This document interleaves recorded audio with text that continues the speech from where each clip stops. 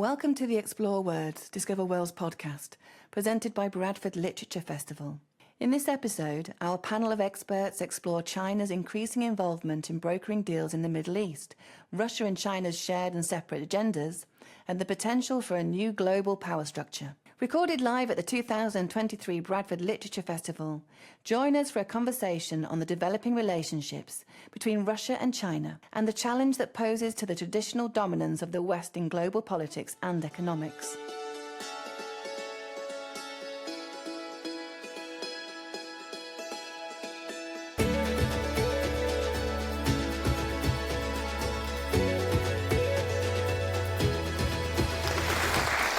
I'm Paul Rogers, more or less local to Bradford, actually Huddersfield, but that's near enough. And welcome to the session this morning.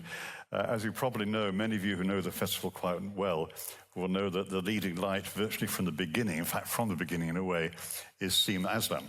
And essentially she has a unique gift for predicting events. And so when she mentioned to me a few months ago, asked if I'd chair a panel on essentially Russia, China and the New World Order, I don't think even she really knew that there was going to be news that morning.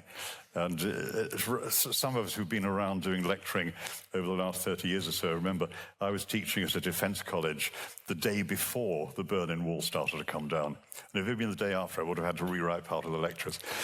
But we've got great panellists here. Now, our panellists, on my immediate right is Ben Bland, head of the Asia-Pacific Centre at Chatham House, one of the world's leading think tanks.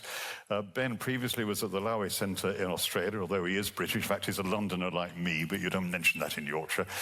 My wife's Yorkshire. And he's got two notable books, one relating to Indonesia, another relating to Hong Kong.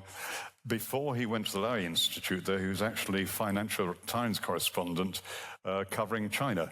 So an incredibly good person to be speaking today.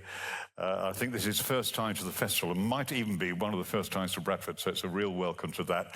Trouble is, once you come here, you don't leave, so watch it. Daria next is, Daria Mattingly is actually from Kyiv originally, so welcome here. She is a lecturer in European history at Chichester University. She did a PhD at Cambridge, was then a Leverhulme Early Career Fellow, and also has a sort of a part-time teaching connection with Cambridge still.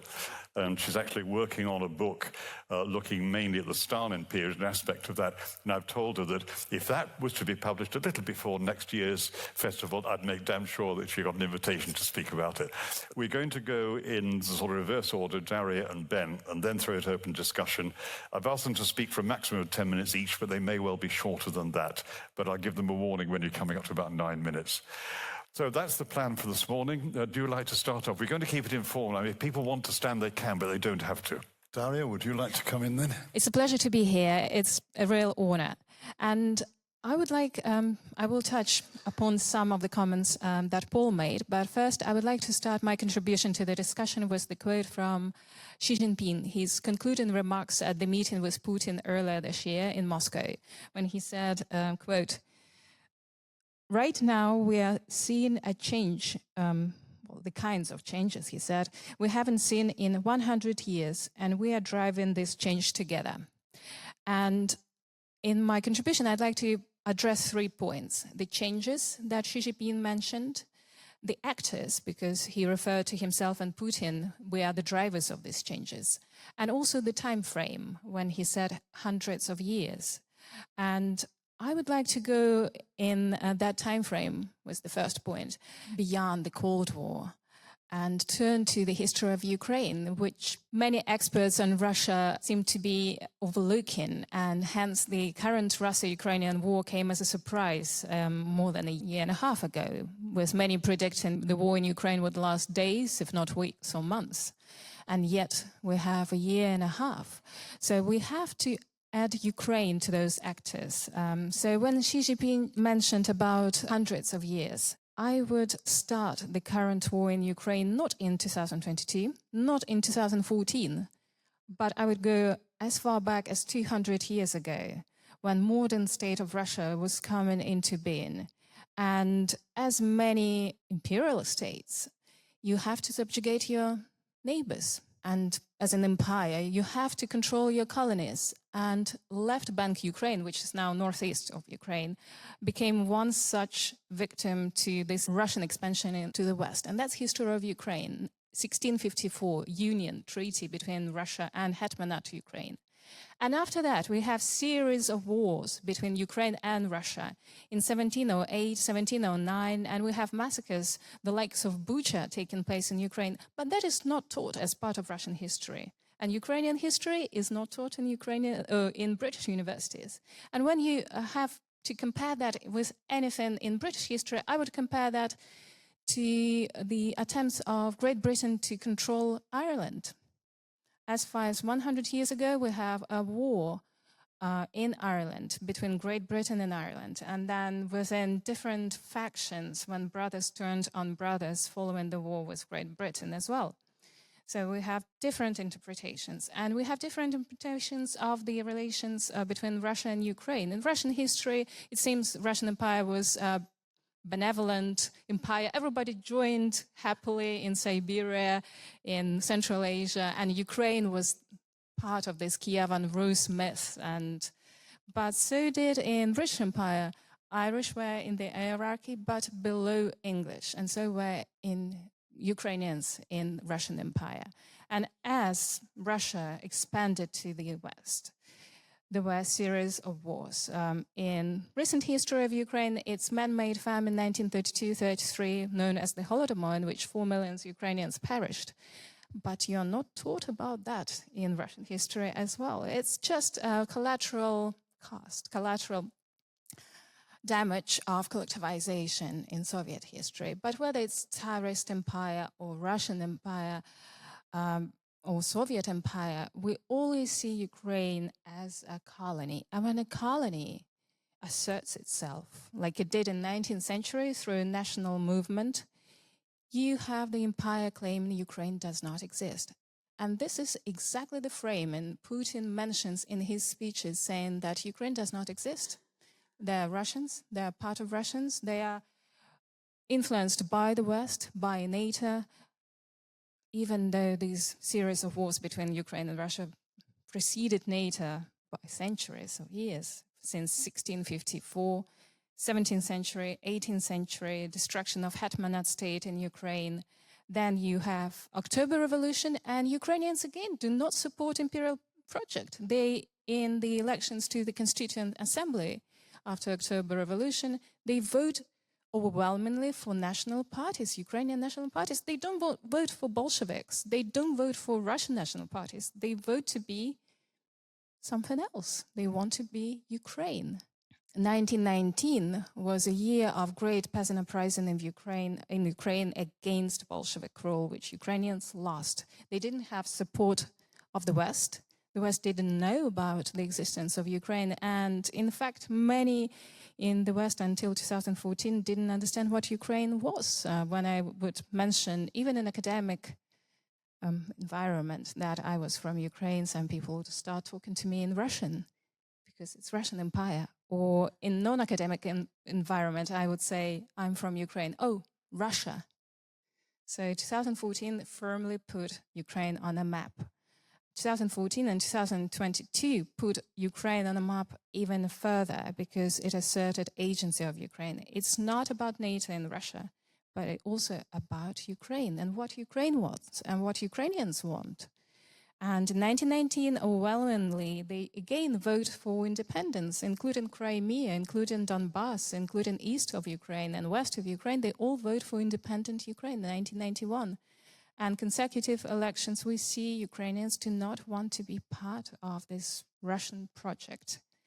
But this is not the framing that Putin gives away. And his understanding of the West, NATO, and Ukraine in particular, when he says that, what he says, I'm not going to quote him, but he still operates within this 19th century nationalist understanding of national identity, understanding of Ukraine and imperial state. And that brings back us to actors and China in particular, because we were in discussion with Ben earlier on about what is Chinese take of this war and how Putin handles it. But I will leave it to Ben to explore more about China's perspective. But what is important here is that there is an actor of Ukraine. There is, it's from a historical perspective, in the long durée, the war in Ukraine is long. It's an imperial conquest.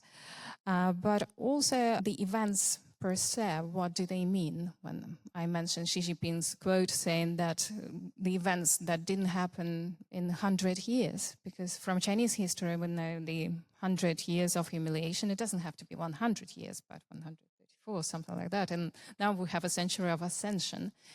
But in terms of Ukraine, we have Ukraine now securing the support of the West, understanding of what it is. And this is the changes we indeed did not see in hundreds of years. Indeed, in Russia, 1% of the population controls 48% of national wealth. In China, it is, if I'm not mistaken, 33% of population controls half the population's wealth. I'm sure the gap in the West is not as drastic, but it also is indicative of the problems existing and polarization of the society that you mentioned in America. But I also would like to draw attention not only on the failures of American influence abroad. They've not only been failures. There were Marshall Plan, which I argue would be more success than a failure, in Japan, in Germany. And there is South Korea and American involvement as well. And if we compare North Korea and South Korea, I doubt many people would want to live in North Korea at the moment, especially with the looming famine, which authoritarian regimes, and totalitarian in particular, are very good in inducing and sanctioning man-made famines, like Russia did in Ukraine when you want to control the country. So I would draw attention also to positive and not so destructive influence of America. Seductive for sure, but when it comes to Russian interference, it is seductive. It is seductive, especially in the global south, and it has long history also of aid in the developing countries, but also destructive because I don't know any examples of Russian influence being constructive and positive in terms of acquired territories. If we compare Karelia and Finland or its projects anywhere else. And we know from history that Russia does lose in wars. Japanese War, Crimean War, Poles controlled Moscow in early 17th century for a couple of years. Afghanistan as well was not a very successful operation. And following these defeats in wars, Russia faces necessity of reforms. They are not effective to ensure functioning democracy and structural changes long term, but they certainly, these wars are possible to be lost by Russia.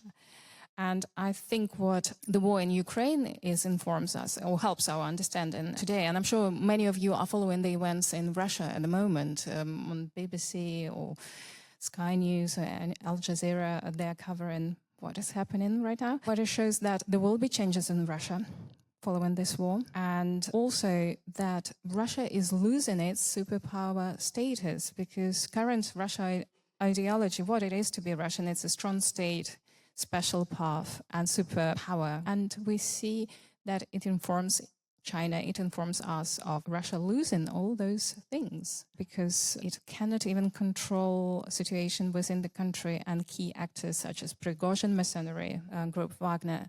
So it tells China what it can learn to retain its superpower status. What it should do, likewise in 1991 when Soviet Union collapsed, China learned a lot from the parade of sovereignties in Eastern Europe, Warsaw Pact countries, and what it should do to prevent similar things happening in China. And right now, China is learning from Russia. It's seen that what Putin is employing in terms of tactics, in terms of warfare, in terms of cyber warfare, is not working as he planned. And obviously, Ukraine is still there standing 1.5 years later. So I think in this case, I will finish with the quote from Ukrainian national anthem, which is actually mirrors Polish national anthem, and many of those who neighboring countries to Russia, that Polska nie zginęła, and which means Poland hasn't died yet. And Ukraine is as well. Ukraine jeszcze nie wmerła means Ukraine hasn't died yet. So it's asserting that you are there, asserting your agency, asserting yourself as a history actor. So Xi Jinping and Putin are not the only actors in that closing remark. And as Ukrainian national anthem says, Ukraine is there to stay, and Ukraine will be victorious. Obviously, I have to distantiate myself as an academic here, but as a proud Ukrainian, I would say there is more than Russia and China to our discussion, and on that I will finish. Thank you very much indeed, Daria. Ben, if you would like to follow. Thanks. Yeah, great to be here. My first time in Bradford.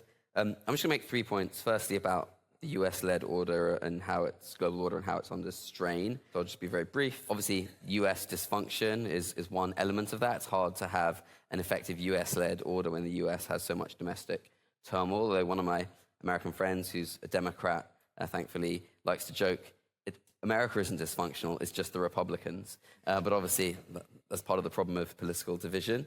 But it's not just about the US, it's about our global system, which obviously the US has underpinned over the last 50, 60, 70 years. So the World Trade Organization, which is meant to mediate trade disputes, is not functioning at the moment.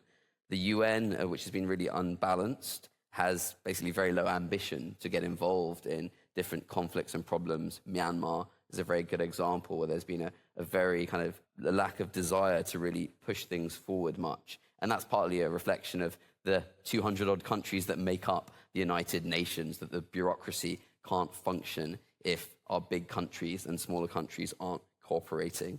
The G20, this new group of the world's 20 biggest economies, which had quite an important role during the financial crisis of 2008 and 2009, was totally absent during the COVID crisis in trying to come up with solutions to equitably share vaccines, personal protective equipment, and the like. And what we have instead, and this was put on the table by Jake Sullivan, President Biden's national security advisor, is a world in which the pantheons of old, as he called them, the UN, the WTO, the WHO, and the like, are not really working anymore. So countries led by, but not exclusively, the US, are looking to form their own lattice works, as he put it, of kind of informal new institutions. And he said that these sorts of things, which you might include the G7, which is basically sort of rich Western countries, plus Japan and US allies, the Quad, which is this new grouping emerging in Asia with Japan, the US, India, and Australia. You might include AUKUS, this kind of military agreement between the US, Australia, and the UK. That's what's emerging, these kind of minilateral or plurilateral groups. They tend to be ad hoc, unlike the pantheons. They're temporary, they're not permanent, they're issue-focused. It's about military equipment, it's about sharing intelligence, it's about, in the case of the G7, collaborating maybe on technology and opposing China in the world. So these institutions are very different from the ones of old, and they're very exclusive. They're not inclusive, so only certain countries can join. So that's kind of the world order under strain. Secondly, I'm going to talk about China's rise and what China sort of wants in the world, in as much as we know. Broadly, I'd say China wants to rebalance the global order because the US-led order has actually been very good for China, particularly economically. But as John said, China never wrote the rules, and I think as it has a much bigger position in the world, it's more powerful, it's more confident, it now wants to rebalance things. Quite different, I think, from Russia, which I would see more as a disruptive power. So clearly China's made massive strides, military terms, economic terms, technological terms, over the last 40 years. Broadly, I would say China wants to, in the first place, make the world safe for the Chinese Communist Party. So very much learning those lessons from 1989 and the collapse of the Soviet Union. China wants to make sure that the world system does not undermine the position of the CCP in power. That's number one. Secondly, I think China does want to, if it can, push the US out of Asia, particularly on military terms, partly to secure its position. If you look at a map of China, it always seems in our sort of conventional framing that China looms over the whole of Asia. If you flip the map upside down, you see what the Americans call the first island chain of Philippines and Taiwan and Japan, basically hemming in China, closing off its access potentially if there was conflict to the global seas and all the commodities and food that China relies on. So China wants to shift that military balance over time. And I think eventually China wants to start rebalancing the global institutions that we have, the UN and related institutions, so that China has a bigger say, so its voice is heard more and it gets what it wants, which is what you'd expect for a major rising power. And in terms of what China's doing and how it's trying to do that, I think I would describe its behavior as assertive but cautious, which is slightly contradictory. But I think we're seeing China experiment with some of its own institutions. So to rival, in some senses, the World Bank, they set up something called the Asian Infrastructure Investment Bank, which was meant to be much more fast-moving. It was meant to be much less bureaucratic. It's meant to be much more about build first and ask questions later. But actually what it's ended up being is sort of a World Bank light, so quite similar to the World Bank or the Asian Development Bank or other institutions. It's quite slow-moving. It's not that ambitious. Then we have some other things that China's been involved in either setting up or shaping. So we have the BRICS grouping, which includes Brazil, Russia as well, India, China, South Africa, and is now expanding. The Shanghai Cooperation Organization as well. I think China is being more experimental in these sorts of organizations, about thinking about different types of relations between powers. I guess they would view it as more mutual respect, but I guess more principles of no interference in other countries' domestic affairs. And then China has this whole series of other initiatives, the Belt and Road Initiative, which was mentioned already, very economic focus, and a whole host of new things in the last couple of years. There's a global development initiative, a global security initiative, and a global civilization initiative. And these are all basically on paper. They're speeches, it's rhetoric. It's not clear what they're going to be. But I think one thing that we know they're not yet is they don't require China to take on any responsibility for the world problems. And I think China is trying to advocate a vision of its role as a major global power, slightly different from the US, where they're not going to be the world's policeman that has to take responsibility, you know, in many good ways, as you said, and many bad ways, as we know, for intervening in other people's problems.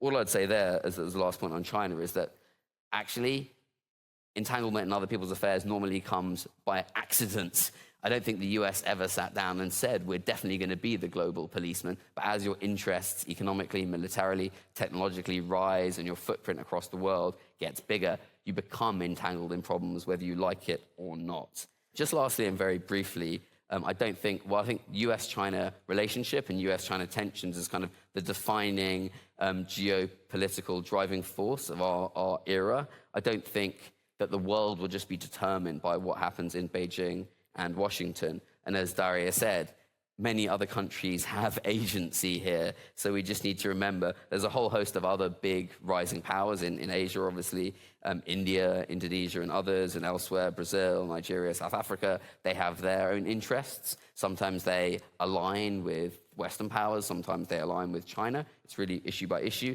Then we have a whole host of what I would call kind of disruptive powers. Russia, Iran, Venezuela, North Korea. And I don't think what we're going to see is a sort of, I guess as people in Washington would see, a sort of Manichaean struggle between democracy and autocracy, or democracy and authoritarianism, between sort of good and evil. We're going to see a world that's much more complicated than that. And the best evidence is the response of many countries in the developing world to Russia's invasion of Ukraine. And whereas I think in the West, we naturally expected people to take a side, to see this is such an obvious violation of the rules-based order, the invasion of another country, a violation of their territorial integrity and sovereignty, that, of course, everyone would condemn Russia at the UN and elsewhere. But actually, many countries just said, it's not really our fight. We're going to stand on the side of this. And I think we're moving to a more multipolar world, where it's not just about the US unipolar moment. It's also not about the US and China. It's about this whole host of different countries with their own national interests. And I think some people would view that to be a very positive thing, that a multipolar world is more balanced, it's fairer, more countries have a say. And I think it definitely could go that way. That's the optimistic view. I guess I would lean more towards a pessimistic view, that as we no longer have these pantheons of old, we don't have the referees that we believe in, and we don't have one power standing behind that. I fear we're going to move to a much more contested world with not just no referees, but no agreed rules of the game. Thanks so much, Ben. Well, we've covered a huge field, but look, thanks very much, everybody, for coming. The panelists think it's been a great session in a very complex subject, and I hope the rest of the festival is as good as this. So thank you very much.